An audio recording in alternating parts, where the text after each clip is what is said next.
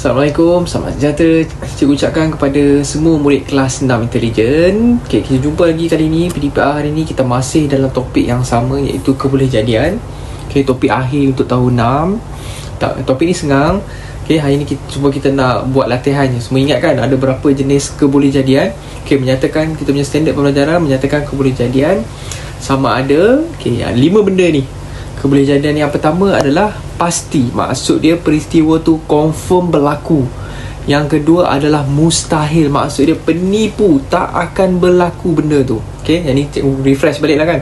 Okay, yang ketiga adalah sama kemungkinan, maksud dia bilangan dia sama. Disebabkan bilangan dia sama, jadi jawapannya adalah sama kemungkinan.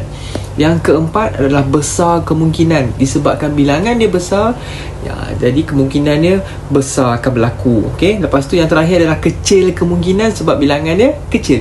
Okay, baik, tak buang masa. Okay, jom kita pergi beberapa contoh. Situasi 1. Okay, tengok ada kotak dan ada beberapa keping duit shilling. Jom kita baca soalan ni. Amri memilih wang shilling secara rawak. Maksudnya dia tak tengok, dia ambil je dalam tu. Apakah kebolehjadian Amri mendapat duit shilling 10 sen? Apa kebolehjadian Amri ni dia nak dapat duit 10 sen? Okay, macam biasa, kalau macam ni kita kena kira dulu ada berapa bilangan duit 10 sen. Okay, tengok ni cikgu asingkan dia macam ni. Okay, ini 10 sen kan. Ada berapa? 1, 2, 3, 4, 5. Ada 5 keping. 10 sen ada 5 keping. Okay, satu lagi adalah 50 sen. Ada berapa keping? 50 sen ada 1 keping je. Maksud dia paling sikit lah kan. KPG tu keping tau. Okay, soalan tanya apakah kebolehjadian Amri nak dapat duit 10 sen? Disebabkan awak tengok ni jumlah bilangan duit shilling. Ini ada 5 keping, yang ini ada 1 keping. Siapa paling banyak? Duit 10 sen paling banyak. Disebabkan dia banyak, besar, bilangan dia besar dan banyak, jadi jawapannya adalah besar kemungkinan. Sebab apa besar kemungkinan? Sebab walaupun dia tak tengok, dia pejam mata, dia ambil duit dalam tu, dia 10 sen, 10 sen. Disebabkan 10 sen ada banyak, jadi besar kemungkinan dia akan dapat 10 sen je banyak. Faham tak? Itu maksud dia. Okay, sebab bilangan dia besar. Okay, ni sama je macam minggu lepas. Okay, jom tengok situasi yang kedua. Okay, ni situasi yang kedua. Sama juga. Okay, ada duit shilling. Awak tengok situasi kedua ni ada duit shilling 10 sen dan 50 sen. Tapi soalan ni lain. Okay, soalan ni adalah Mila memilih wang shilling secara rawak. Sama juga, dia ambil duit shilling secara rawak. Apakah kebolehjadian Mila mendapat duit kertas RM? Okay, kalau macam tu kita kira dulu duit 10 sen ada berapa. Tengok ni satu kumpulan dia 1, 2, 3, 4, 5. 10 sen ada 5 keping. Sama juga macam tadi. Okay, 50 sen ada 1 keping. 1 keping. Okay, baik, awak tengok kat sini, bilangan dia memang tak sama dah. Okay, jom kita tengok. Tapi soalan dia cakap apakah kebolehjadian Mila mendapat wang kertas RM RM1 ni. RM1 wang kertas, duit kertas RM1 ni. Jawapan dia apa? Ada tak duit kertas RM1 kat dalam ni? Tak ada. Bila jawab tak ada, jadi jawapannya adalah mustahil. Mana boleh, Mila tak akan dapat RM RM1 sebab apa? Memang tak ada duit RM1, duit kertas RM1 dalam tu. Faham? Jadi jawapannya kita tulis adalah, kita tulis je lah mustahil. Sebab mana ada duit kertas RM1 dalam kotak ni? Yang ada 10 sen dan juga 50 sen. Dia sengaja je nak tipu awak, dia nak bagi kelirukan awak. Tapi awak kena tengok soalan, bila dia tanya benda yang memang tak ada dalam tu, mustahil lah Mila akan dapat. Faham? Okay, settle. Okay, jom tengok situasi yang ketiga. Ini soalan ni ramai murid dia keliru sebab dia lama dah tak dengar beberapa istilah. Jadi cikgu bagi tahu awak. Okay, baik. Ni ada 1 keping duit 50 sen.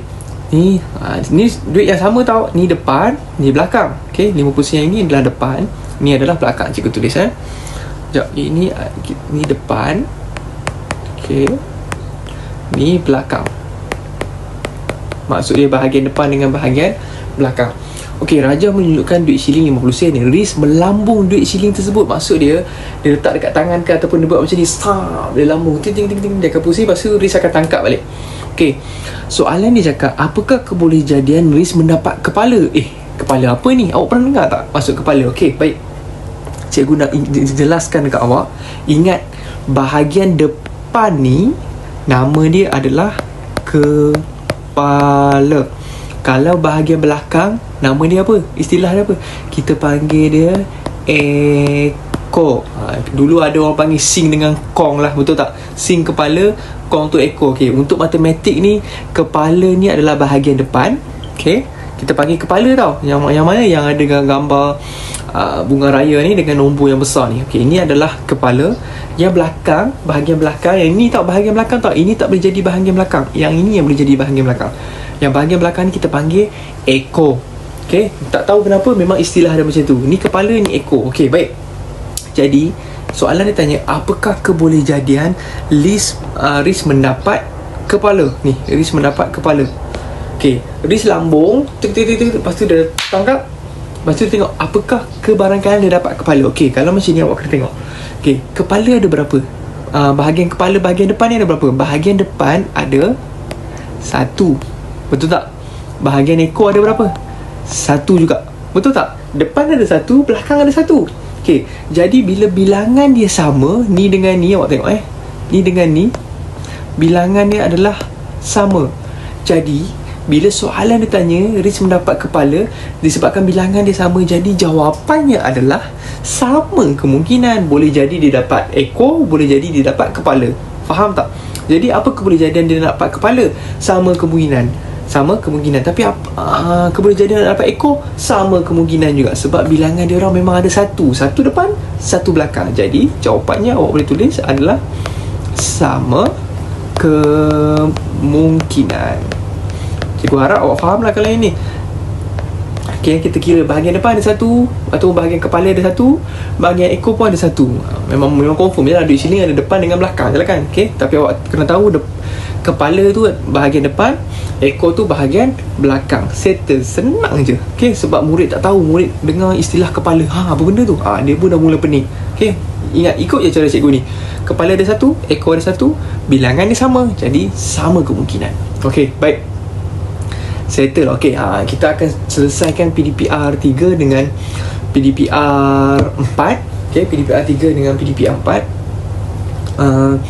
Jom kita buat. Okay, baik, tengok. Rajah 3 menunjukkan berapa keping duit siling 5 sen dan juga 20 sen. Awak nampak tak? Ada 5 sen, lepas tu ada 20 sen bawah ni. Okay, dapat macam biasa. Dapat soalan ni awak kena kira dulu ada berapa 5 sen dengan ada berapa 20 sen. 1, 2, 3, 4. Ini ada 4 keping. Okay, tengok 20 sen pula ada berapa? 1, 2, 3, 4 juga. Bilangan dia ada 4 keping. Maksud dia bilangan dia sama. Awak jangan tengok saiz tau, kita kena kira bilangan dia. Okay, dia 4 keping 5 sen dengan 4 keping 20 sen ada dalam kotak. Bilangan dia sama. Cikgu tegaskan sekali lagi, bilangan dia adalah sama. Okay, soalan dia. Okay, Jamal memilih duit siling secara rawak dalam kotak. Maksud dia ambil duit siling secara rawak. Apakah kebolehjadian Jamal mendapat duit siling 5 sen? Dia tanya duit siling 5 sen ni. Jamal ambil tangan, letak masuk dalam. Apakah senang cerita, Jamal nak senang nak dapat duit apa? Okay, apakah kebolehjadian tu? Maksudnya duit apa yang Jamal akan dapat? Okay, kalau awak tengok kat sini, bilangan dia sama, 4 dengan 4. Jadi jawapan dia apa? Sama kemungkinan.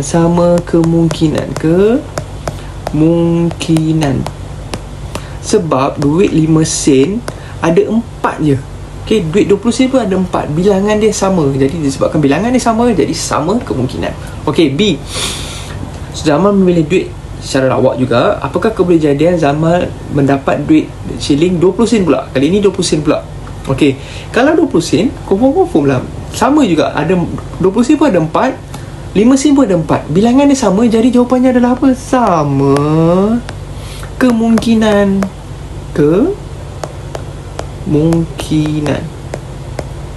Okay, sama kemungkinan.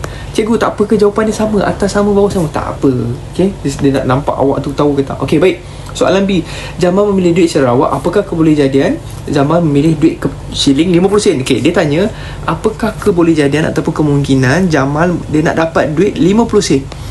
Ada ke tak duit 50 sen dalam kotak tu? Kalau tak ada, jangan awak tulis apa-apa. Bukannya kecil kemungkinan, bukan besar kemungkinan. Ada ke tak duit dalam tu? Mana ada. Jadi Jamal ambil lah macam mana pun, berapa lama pun, dia kacau, dia confirm tak akan dapat 50 sen, sebab 50 sen memang tak ada. Jadi jawapannya adalah mustahil. Sebab mustahil duit 50 sen pun tak ada dalam tu. Faham? Okay, settle untuk PDPR 3. Senang je kali ni sebab banyak jawapan sama kemungkinan. Okay, tengok PDPR 4. Ni sama juga macam duit kita lambung shilling. Okay, Rajah menunjukkan sekeping duit shilling 50 sen. Nampak tak? Okay, Yusof melambung duit shilling di atas bagi menentukan giliran dalam satu perlawanan. Yusof berharap dia akan mendapat simbol kepala supaya dia boleh memulakan perlawanan. Maksud dia Yusof pilih kepala, kawan dia seorang lagi tu pilih ekor. Tapi awak nampak tak dekat sini? Cikgu, kenapa dia tak lukis ekor dekat awak ni? Maksud dia saja nak tipu awak. Sepatutnya dia kena lukis satu lagi kan. Ini bahagian kepala, yang ini bahagian ekor. Bila dia nak tipu awak, dia tak akan lukis bahagian ekor. Dia nak tengok murid tu tahu ke tak. Okey, jom kita tengok.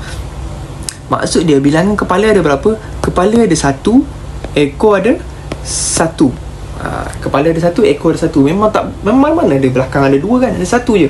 Apakah kebolehjadian dia mendapat simbol kepala? Apakah kebolehjadian? Jadi disebabkan bilangan dia sama. Awak nampak ni, bilangan dia yang ini 1, yang ini pun 1.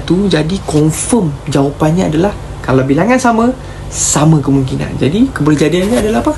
Sama kemungkinan. Awak tik je lah dekat sama kemungkinan. Ni cikgu tik kat sini, sama kemungkinan. Settle. Itu je jawapan dia. Okay, sekarang ni awak tengok bilangan je. Okay, nampak tak dia panggil kepala? Depan ni kita panggil kepala, belakang kita panggil ekor. Okay, faham? Cikgu rasa dah tak ada apa-apa. Awak selesaikan PDPR 3 dengan 4. Okay, kali ni senang je. Kita nak refresh balik supaya awak ingat 5 kebolehjadian tu. Pasti, mustahil, sama kemungkinan bila bilangan sama, kecil kemungkinan bila bilangan dia kecil, besar kemungkinan bila bilangan dia besar. Okay, selesaikan PDPR 3 dengan 4. Kalau ada sebarang masalah, awak boleh terus PM cikgu untuk cikgu ajar. Okay, sekian, terima kasih. Assalamualaikum.